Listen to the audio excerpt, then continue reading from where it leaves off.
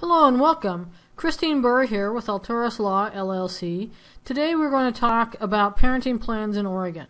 This is the first part of a multi-part video series, so be sure and look at the other videos to get a full view of what is involved in creating and implementing a parenting plan in Oregon family law cases.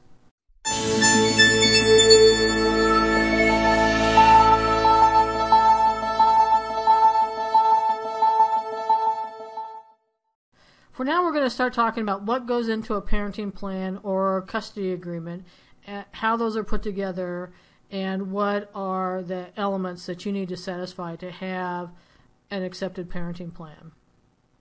So let's start by asking what is involved in a parenting plan and what part of the Oregon statutes apply in terms of what needs to go into a parenting plan, how they are created, and what factors are to be considered by the court when deciding to accept a proposed parenting plan.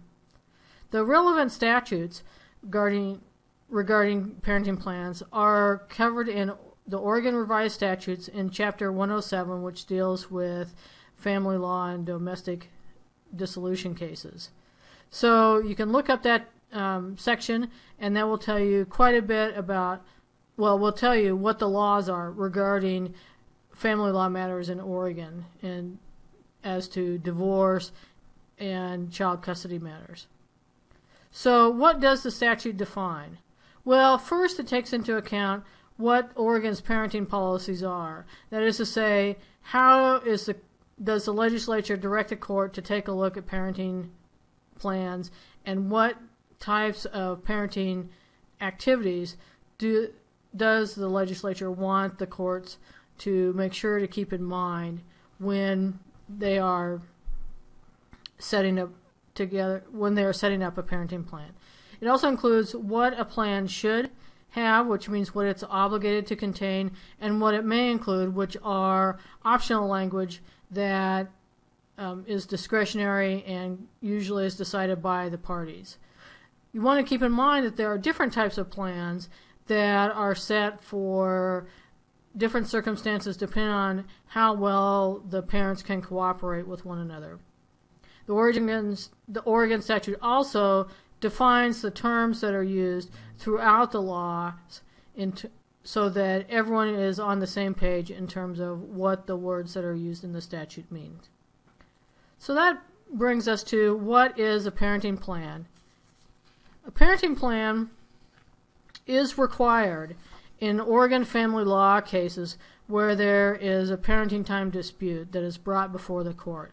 So if you have a family law matter and you're in a dispute over child custody or visitation, you will be required to have a parenting plan in place in order to conclude that case. Parenting plans in general cover parenting responsibilities and rights in terms of how much time a parent, especially a non-custodial parent, gets to spend with the child, as well as things that are just helpful to get through your year with your ex-spouse, such as how do you deal with after-school activities, who makes medical appointments, decisions about medical care, and those sorts of everyday things that come with raising a child.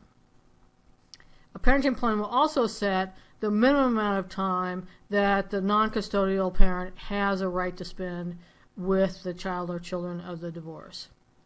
So you might ask yourself, why is it that you need a parenting plan, and why is it a required part of a family law case dealing with children? Well, the answers are pretty straightforward. If you are in a child custody dispute, it's basically assumed that you're having difficulty awarding time between the two parents for the children. And so the parenting plan itself is a way to set on paper the division of parenting time between the child or children's parents. As I said before, it also sets the minimum time that a non-custodial parent is guaranteed to have with the child. So the non-custodial parent uses the parenting plan to know what his or her minimum visitation is going to be. Parenting plans also are used to set the general outlines of each parent's responsibilities towards the child in terms of who makes decisions, who's supposed to pick up the child at a particular time, who has the child for various holidays, and those sorts of things, so that months later everyone can go back and look at the order, which is which contains the parenting plan, to remind themselves of what they're supposed to do. Also, if there's a dispute, and let's say the police have to be called, the officers can look at the order and see at that particular time and place where the child is supposed to be, so that when police are called to enforce an order, it's clear enough that somebody who is not familiar with the specifics of a particular case can still make a determination of who is supposed to have visitation and what is the general circumstances for the child custody agreement. That doesn't mean that the police will always step in and make those decisions. They may send you back to talk to your attorneys in a case, but at least things are written down to give everyone a basic idea of where the child's supposed to be at any particular time, who's supposed to be making decisions in particular circumstances, and who can plan to have the child or children with him or her at each holiday. So that's a general idea of what is involved in a parenting plan. One thing I want you to keep in mind is that this is general advice and information about parenting plans. It may or may not have applicability to your personal circumstance. So as always, if you have a specific question or a particular problem that you need advice with, be sure and contact a lawyer licensed in your jurisdiction for advice tailored to your particular set of circumstances. As I said, this is a multi-part video series, so next time we're going to go into what goes into a parenting plan and how do you draft those and get those before the court. So if you have any questions between looking at these videos, be sure and check us out on YouTube. We have quite a few videos on divorce procedure and strategies for how you can make a divorce go most smoothly and less expensively for you. If you have any questions about your particular situation for Central Oregon divorces, feel free to give me a call. You can reach me at 541-304-3030, and we'll see you at the next installment.